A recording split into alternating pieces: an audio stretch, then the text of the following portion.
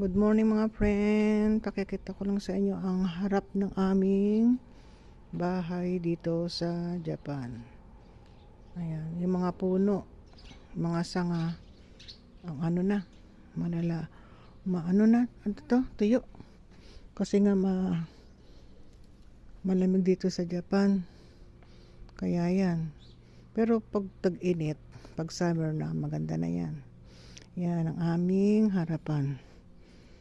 Yan, ayan o.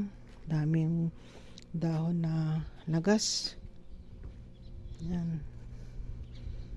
Ito ang maliit na daanan. Pwede lang ang bisikleta. Ayan. Yan ang aming likod ng bahay. Yan, pakikita ko lang sa inyo yan. Yan. Dito sa Japan, tahimik talaga. Pero may marites din dito, kaya lang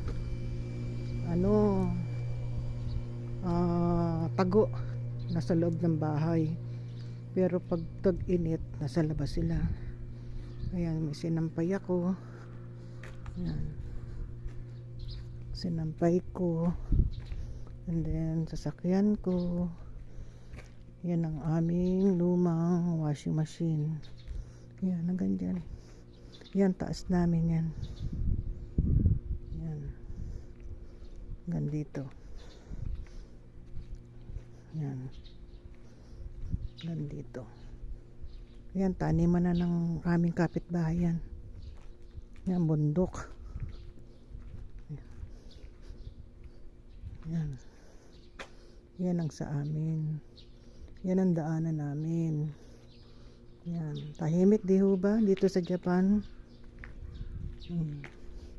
Pasok na tayo sa bahay. Wala lang tayo magawa, tsaka hindi masyadong malamig, kaya pwede tayo mag video. Yan, sa kapitbahay natin yan.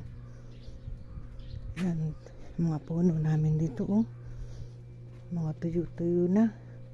Pag nagtag-araw, lilinisin yan. Yan. Yan. Okay. Paki-like na lang po. Subscribe. Marami pong salamat. At paki-share na rin. At paki-comment. Maraming salamat po.